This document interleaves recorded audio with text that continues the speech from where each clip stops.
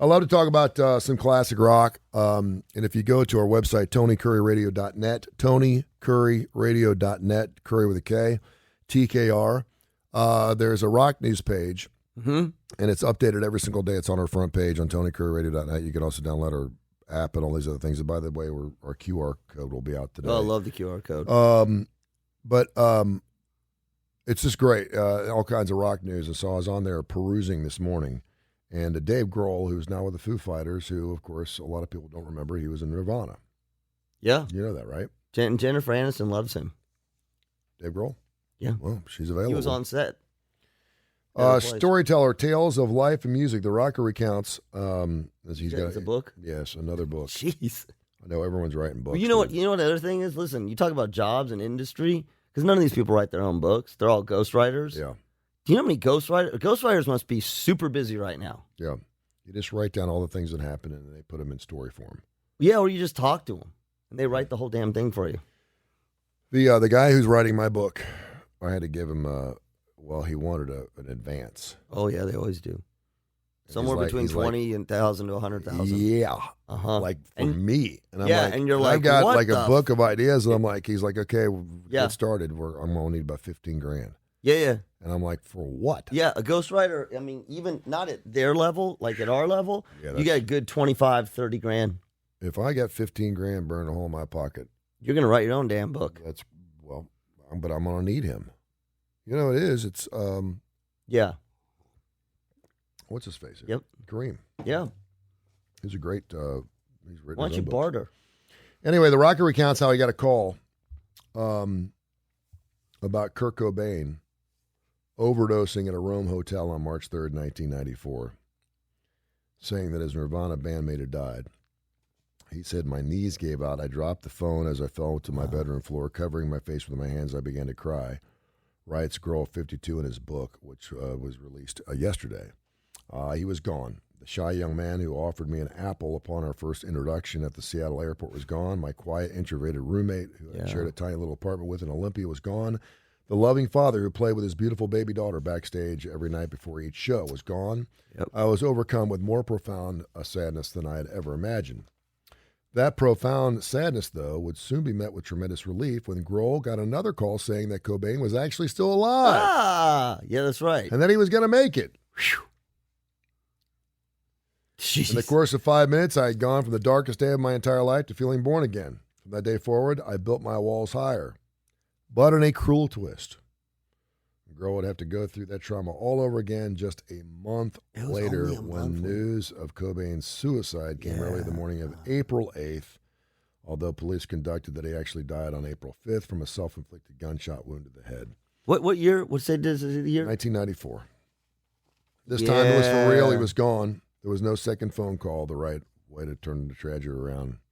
It was final. I had lost Kurt Cobain. I got to Seattle right after that, just after the suicide, like literally months later, and there was a whole vibe there. I mean, it's just if you look into some of Kurt Cobain's writings, not just his lyrics, because I came across this the other day, quotes by Kurt Cobain, not lyrics, just quotes. We lost an incredibly insightful poet. Yeah. I mean, this kid wrote stuff that were, again, outside of his lyrics. I would have loved to see him. It's sad. I mean, He writes empathy. We got to get him on the show. Kurt wrote in his suicide note, he said, "There were times when I would beg my heart to feel the pain he must have felt. Ask for it to break. I would try to wring the tears from my eyes as I cursed those effing walls I had built so high because they kept me from the feelings I desperately needed to feel." Wait, who said this? This is Grohl. Yeah. Though today, Grohl can still feel all the pain the first time that he got the call. To this day, I'm often overcome with the same profound sadness that sent me to the floor for the first time I was told Kurt had died, he writes. He said he shares memories of everything from living with Cobain in Olympia, Washington, in a one-bedroom apartment that looked like Whitney Houston's bathroom turned upside down, to discovering that his roommate was using heroin in January of 1991. I have never known anyone who used heroin before and knew very little about it, so I was shocked. He said, not a day goes by that I don't think about Kurt Cobain, but it's when I sit down at a drum set that I feel Kurt the most. It's not often I play the songs that we played together, but when I sit on that stool, I can still picture him in front of me wrestling with his guitar as he screams his lungs raw into the microphone. See, that's an interesting, that whole compartmentalizing, and particularly if you're an actor or a musician, tapping into that without losing your shit. Mm-hmm. Like kind of going there, but not going there all the way. Yep. I mean, I think that's the hard. We like to get the most work done by working as little as we possibly can, and we do that with our feelings. Oh, that's good. Oh, you can use it on Instagram. That's really good. It's right. True. I'm not going to bust my ass for 8 hours if I can get it done in an hour, and it's okay with you. So with our feelings, we try to go up to the edge to feel like we've sufficed and brought closure to whatever feelings we're having, and then we let it go. Yeah. And only do we find out 5, 10, 20 years later that we didn't tear the scab off deep enough, and it kills us. That's right. That's right. Oh, man. Can we get Dave Grohl on the show? Yeah, I'll try. I'll see if I seriously, can because that's the kind of stuff, that's some life shit that we have to talk about because of exactly that. I see that a lot. It's I've already processed that. It's not even that it's not complete denial. It's not like I've already processed that. I've already gone there. I'm not going there again. And I see it in the workplace all the time. We're not doing that. We're not doing the emotional thing. And it's funny because you can kind of hold it at bay for any amount of time, 5 minutes, an hour, a week. Yep. But it creeps in. Your emotions are the most stealthy, savvy thing that runs around in your brain. And that's the thing is we're real aware of like what our thoughts are. I think this. One of the super interesting things is if you're doing therapy with someone, it's typically guys, and you say, how does that make you feel? Mm-hmm. Right? And they'll say, well, I think it's a really bad thing, or I think that this was not the right thing to do. I say, oh, that's a thought. How did you feel? Yeah. Well, I thought they were really in the wrong, and I think that I need to change. No. How'd you feel? And it is because, and they're not being non-compliant. Yeah. Because it's exactly what you said. To go to the feel for a lot of people is a lot. It's more vulnerable and stuff. It's harder because we got walls around the feel. Don't really have walls around the thinking. Mm-hmm. Because it's almost like we got a headquarters there. Oh, throw that thought out, throw that. But around the feeling, it's like you're tapping into the beast. Yeah. And for him to write that, the most evolved people, you are one of these people. You're one of these people who are comfortable enough with their feelings of whatever the feelings are, happy, sad, angry, whatever, that it doesn't scare them so much that they put them aside. Yeah. It's like an athlete learning to train through discomfort. Mm-hmm. Right? You don't, as an athlete, you don't run until it just starts getting a little discomfort and then oh, okay, I'm done running. You know the difference between, okay, I'm pushing myself hard. Mm-hmm. This is the right time. It's good for me. I'm getting stronger. Versus, no, I've pushed myself too far. That's emotion. It's emotional endurance. It's really interesting too from a band standpoint because there are so many different fissures and tangents you can take off of this. First of all, he was like a brother. Yes. They lived together. They were in the same profession, so when one went down, the other one was probably going to go down. Yep. So there was a tactfulness there and also a responsibility to keep your shit together for your band. And we see this happen all the time where band members will fire other band members. AC/DC fired Phil Rudd like you got a heroin problem, you got a drug problem, you're not worthy anymore. We want to have you here. Well, the Eagles in the documentary. Yep. When they came back with Hell Freezes Over, they reached out to Joe Walsh and said, listen, we love you. We'd love to have you back in the band, but you got to come clean. Or if you're not clean, you're not welcome back in the band. I mean, because this is purely, we love you, but this is a business decision, and we need to know you're going to be there every night. Yeah. And Joe did it. I don't know how he did it. And maybe he didn't. Maybe they put up with a lot of things, but it's like, we need you to be in this band. We know the band's better with you. Mm-hmm. And so the first time he heard that he was using heroin or saw him use the heroin. Thing. It must have scared the bejesus out of him. Oh, man. I mean, imagine that? I have you ever seen anyone use heroin? Mm-mm. Ever?